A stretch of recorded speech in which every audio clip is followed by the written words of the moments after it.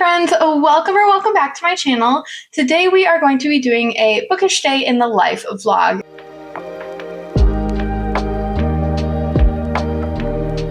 It has come to my attention that my reading journal desperately needs to be updated. I have some really cool packages to unbox, some special editions, my new Kindle, all of that. And then I am also hoping to get 1 or 2 books read for this video. So really quickly, we'll start off with my tentative TBR for the day. This is what I've got going on.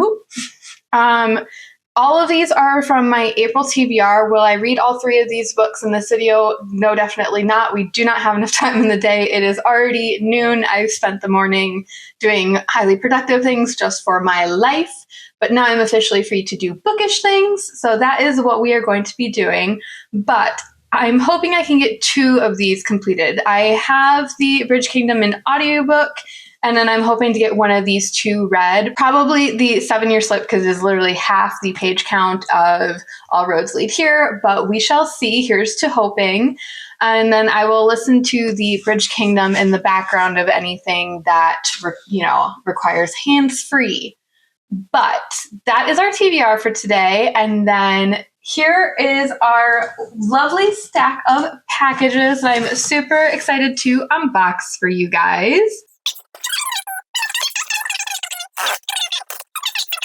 This right here was part of a deal Target was running on books. I think it was buy one, get one 50% off or something like that. And the other book I got was Say You'll Remember Me, but I needed 2 books to complete the deal, so I picked up The Wingman by Stephanie Archer. I have already read this book. I read it the instant it came out, which it was also released on Kindle Unlimited when it came out, so that made my life really easy. But I want a copy because I would like to, have the completed Vancouver Storm series, so I ended up picking this up. But if you are interested in this book, it follows our 2 main characters who essentially our MMC is trying to teach our FMC how to pick up men. She has just gotten out of a long-term, more business-focused engagement, and now she's kind of at a loss of what to do with herself. And our MMC, of course, has always had a crush on her and is trying to wingman her, but also see if he has a chance with her. And she's trying to figure out if she has the capacity for a real relationship that is not business based. So I enjoyed this book, although I did enjoy the first 2 more. So, I am looking forward to Gloves Off, though. I do already have it pre-ordered, and I am excited to see that book in June. And then, next very exciting package. This is my first Illumicrate box. So I have come off the Illumicrate waitlist a couple times, and the timing just never seemed quite right to start it. Whatever they had going, I was not interested in. So I ended up signing up towards the end of February. Is this glued down in more than one? Oh, no, it's just very firmly shut. But I ended up coming off the wait list at the end of February, so I don't know if I'm getting February's book or March's book. I have to say I am more interested in the March book, so hopefully that is what is in here, but we shall see shortly. Oh, that's cute. So Fairy Loot, I also have a Fairy Loot subscription, does theirs in just bubble wrap, but we get, little squigglies. Oh, yay. Okay, so it is the March book. So this is The Prince Without Sorrow. Would I have probably skipped this box if I was allowed to? Yes. I am still not particularly interested in this book, but they don't allow you to skip your first book when you sign up. So here we are. I have it now.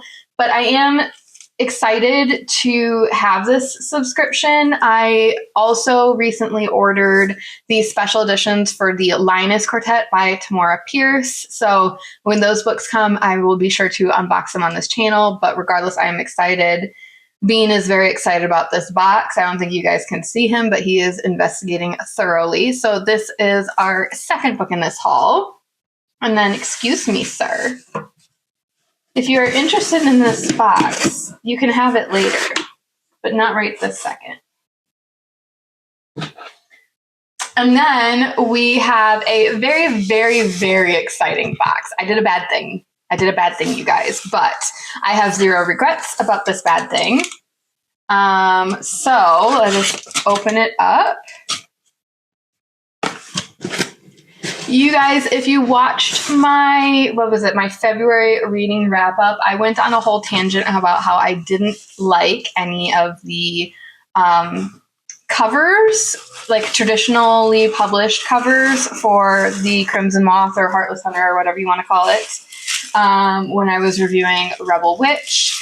And I couldn't bring myself to like pull the trigger on purchasing said book secondhand because boy, have the resellers lost their damn marbles and are charging ridiculous prices.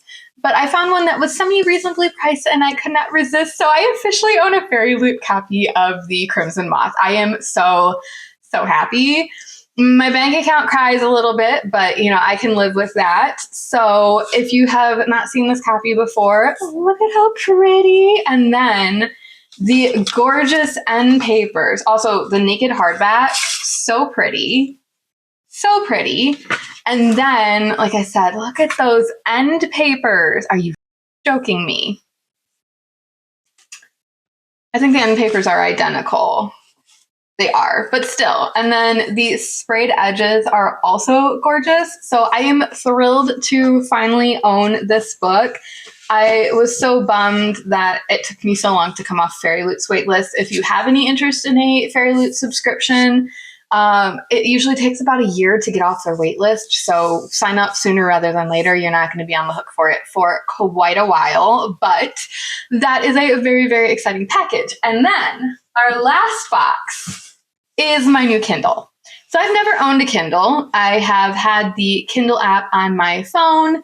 But I actually currently film all my videos on my phone. So if I want to read any book on Kindle Unlimited, I essentially can't film while reading. So I decided to, bite the bullet and buy, Bean is investigating the Crimson Moth and I don't want his, his wet nose on my precious new book. But, I finally decided to bite the bullet and get a Kindle, but here we are. Oh, I'm so excited. This is a ridiculously large box for such a small thing. So, ooh, yay. So I got the Kindle Paperwhite 2024 and I got it in jade because I felt like black was a little bit boring and I do love like kind of sage green colors. If you guys have ever seen the view that I sometimes shoot from where there's like that sage green wall cabinet in the background, it's a nice soothing color. So here we are. I am, okay, comes with basically instructions on how you plug it in. Lovely. Okay. And then I'm guessing there's a charge cord in here. Yes, but it's like, oop. Oh, it's just the whole thing. Books may well be the only true magic. That's cute. Okay, it looks like just a USB cord. Alrighty, here we are. This is just like I don't want to like rip it open, but I feel like that's just what one does. Oh, wow. It's like, honestly, I would describe this as more of an emerald green. Honestly, if I had known that this was the color of the Kindle, I might have just gotten black. So it is what it is now. Does it have like a screen protector on it? I feel like it should. Oh, no, it doesn't. Okay. Maybe I need to get a screen protector because I'm kind of mean to my stuff. Like my phone has a like OtterBox Defender case on it because I am a bully and I drop everything. We're setting up. Oh, this is so exciting. One eternity later. That is my unboxing for this video. I think that from here I'm going to go take a couple like thumbnail pictures for the video that is going up today. Today is Sunday, April 13th. So I'm going to take a new picture for my Reading Fantasy for a Week vlog, just because I feel like the current one is not great. And then I'm going to also update the one for Say You'll Remember Me, because that photo was taken at night and I don't love the lighting. And then maybe I'll just take the thumbnail picture for this as well, just because, you know, while we're at it, we might as well.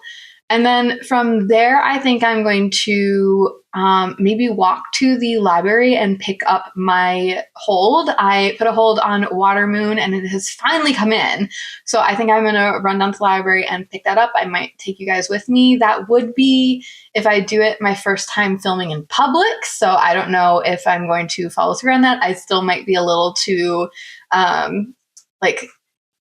that might give me too much like anxiety, but we'll see. And then I think I'm going to update my reading journal. And while I do all of that, I'm probably going to listen to the audiobook for The Bridge Kingdom.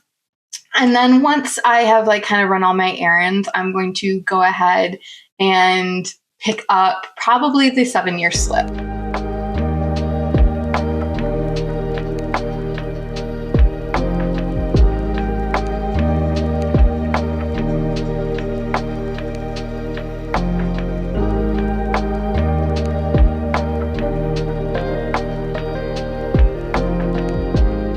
Alright, my friends, I am coming at you with a reading update. As I'm sure you saw, I picked up Watermoon by Samantha Soto Yambao from the library. I am super excited about this book. I have heard really wonderful things. If you are unfamiliar, the premise is, according to the inside of the book, on a back street in Tokyo lies a pawn shop, but not everyone can find it. Most will see a cozy ramen restaurant. Only the chosen ones, those who are lost, will find a place to pawn their life choices and deepest regrets.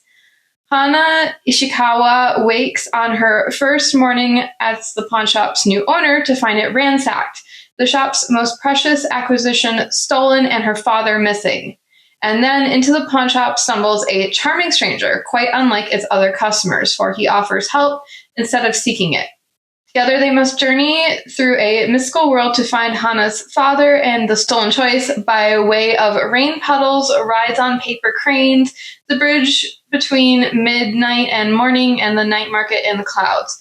But as they get closer to the truth, Hana must reveal a secret of her own and risk making a choice that she will never be able to take back. So I am super excited about this. Hopefully I can work it into my reading in the next couple weeks.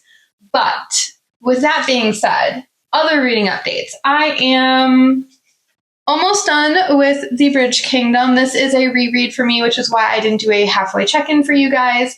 But if you are unfamiliar with the plot of this book, this follows Lara and Aaron. The two of them are engaged to be married via contract.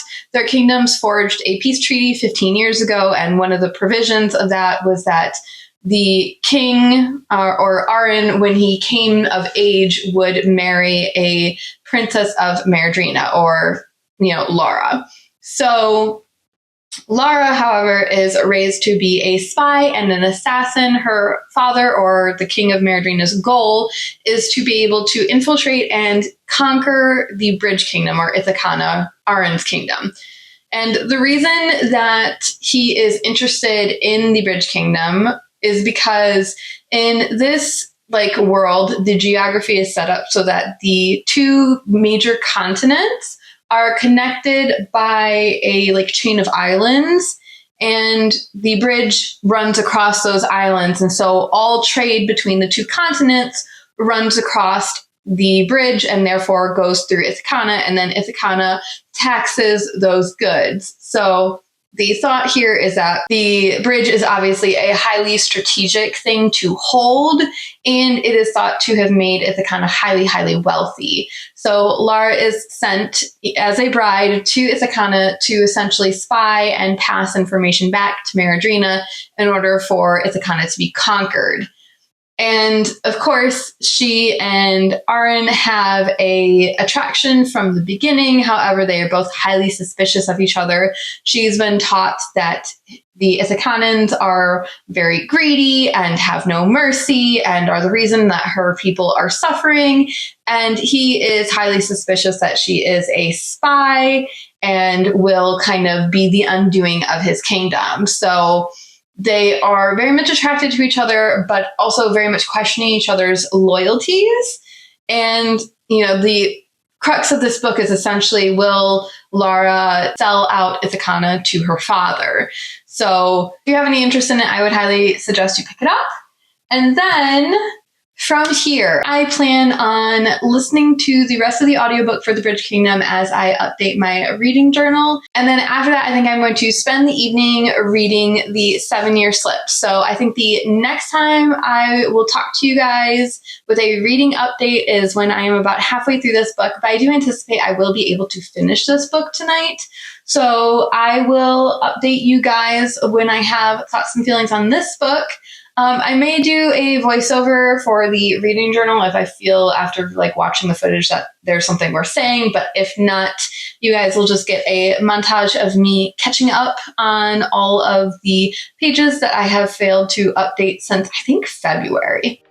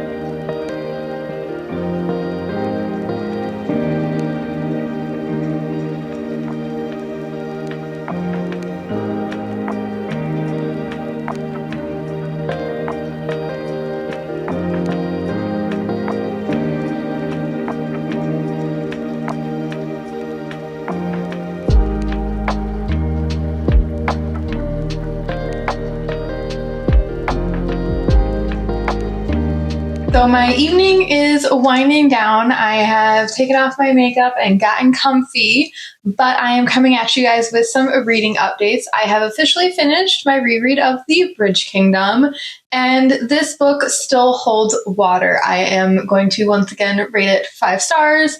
I loved it so much that I immediately went into the audiobook for The Traitor Queen, which is the second book, or the sequel to this. And I am just happy to be back in this world. I do enjoy the first 2 duets. I'm not loving the, as of yet, unfinished third duet, but I'm hoping that will, end up wrapping itself up in a very satisfactory way. But in the meantime, I am very much enjoying my reread. It was not intentional for me to start a full-on series reread, but I'm not upset about it. So I'm just rolling with it. But thoughts and feelings have not changed since I read this the first time. I love Lara and Aaron together. The plot is great. The politics are great. The Traitor Queen, the next book, is a 6-star read for me. So I am happy. I am contented. And then I have more good news on the reading front. I have about 100 pages left in the 7-Year Slip. And here's the thing. This update almost did not happen because I just was so desperate to get to the end of this book. This is a solid 5-star read. I cannot imagine that much can happen in the last 100 pages that will put me off this book. I enjoyed the Dead Romantics. I thought that I would love this one, but not significantly more than the Dead Romantics. And that is where we are at. So I am a happy little camper. Today has been a great day, but this book follows Clementine and I think it's Ian. I'm gonna pronounce it as Ian and hope that I'm not absolutely butchering that. But Clementine inherits her Aunt Annalie's apartment when she passes away. And she and her aunt were very, very close. They traveled together, they hung out together. Honestly, even though Clementine's parents are still living in this book, I feel like her aunt had more of an impact on like her formative years and who she became as a person, as an adult. But when Annalie passes, she wills Clementine her apartment, and Clementine was told this story growing up of Annalie's apartment being able to kind of travel 7 years back into the past. And so, of course, Clementine, after taking up residence, encounters this time traveling situation. And when she goes back in time, Ian is occupying the apartment. The two of them, Annalie and Clementine, are supposedly off in, I think it's Norway. And he has been granted permission to visit and use the apartment, like kind of sublet the apartment for the summer while the two of them are gone. And so Clementine didn't know that. Like her past self didn't realize that her aunt has sublet the apartment. So was very unaware that there would be another occupant. And she comes home one day, doesn't immediately process that her apartment is now 7 years in the past, and freaks out that there's this guy in her apartment. And honestly, I think she treats him a little bit unfairly because her aunt, of course, told her stories growing up about the apartment. And her aunt's kind of always been like a wild, free spirit. So I realize that it's a lot to buy in that, magical realism exists. But at the same time, her aunt has always told these stories, told of her own kind of love story involving the 7-year slip. And, now it's happening. And Ian produces a note indicating his like kind of sort of tenants' rights, or at least like permission to be in the apartment. And Clementine kind of treats him like an axe murderer. And I understand that it's like fairly traumatizing to come home to an unexpected house guest, but at the same time, you were somewhat forewarned, and he clearly has written permission. Like she even examines the handwriting and finds that it's her aunt's handwriting.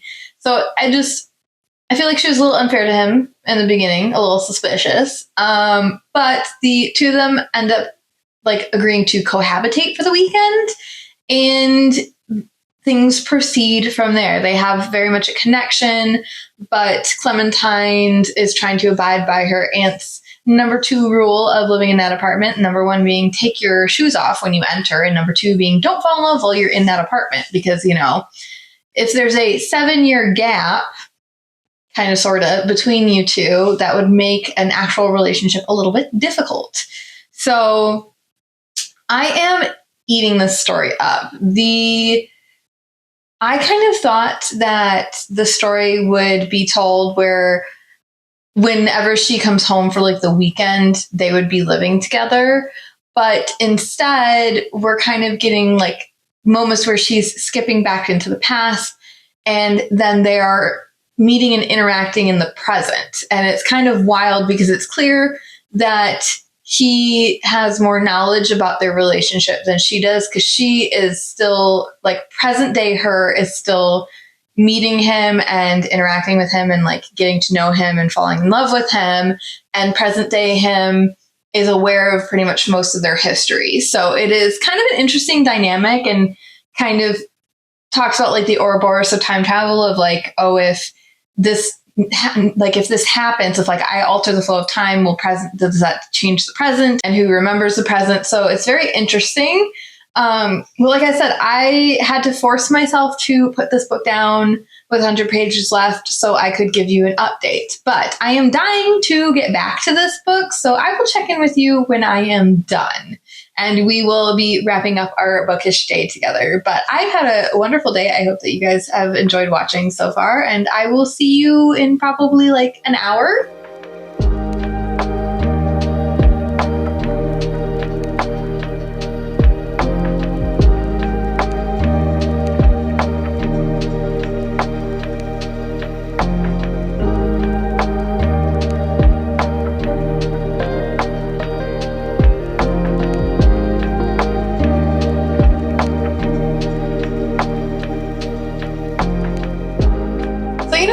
say that 5 stars is a feeling. Well, I feel it. It has been quite some time since I have felt this way about a book on a first read. And I am so happy that I picked this up in this video. This was a wonderful way to end my weekend. I don't have too much to add since, I only checked in 100 pages ago and we shall not spoil the end of this book, but this was so satisfying. I do kind of wish that she had not.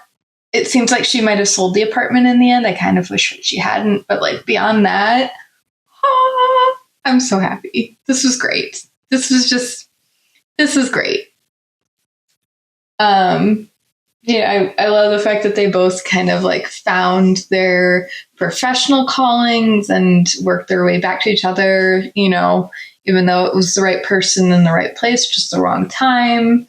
It's it's just, I have no words. 5 stars. 5 stars.